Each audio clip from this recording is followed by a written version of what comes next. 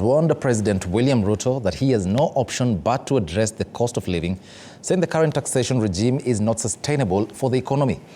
The opposition leader, who accused the president of living in what he says is denial, going by his State of the Nation address on Thursday, also unveiled Azimio's plan to lower the cost of living, citing reduction of taxes, budgetary cuts and investments in socioeconomic programs to stimulate economic activity. Apollo Kamau reports.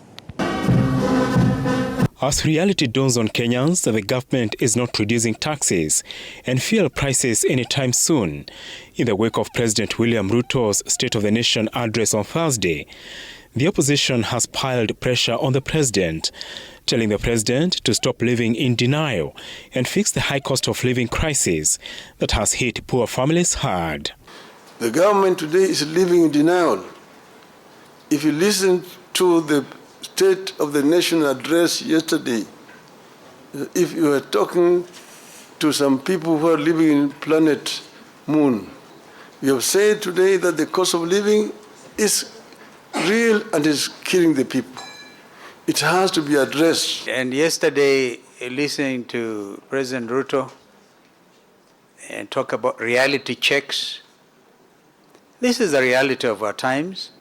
Incremental unemployment.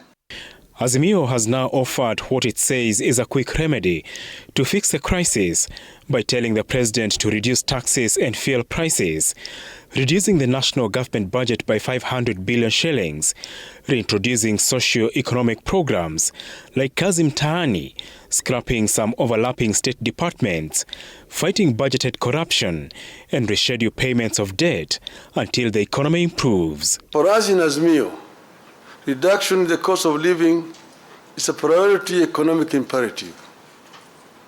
This will be achieved by providing some basic relief to citizens, including reduction of taxes and stimulating production. Azimio criticizes the government on the current unpredictable tax regime and economic policies, which the opposition says has forced investors to flee the country, with Odinga claiming corporate firms are even evading tax, with the Kenya Revenue Authority having missed its target for the first quarter of the year by 79 billion shillings. Many Kenyans are both anxious and uncertain of what the future holds.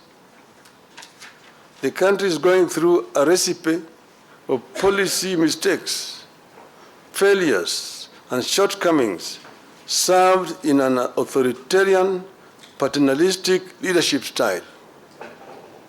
Nobody in government cares about building broad public support around these programs. Everything is forced down everyone's throats.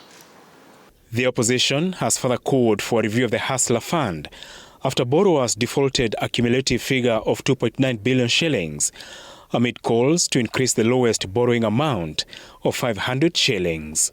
Apollo Kamau, TV 47. And on a story related to that, the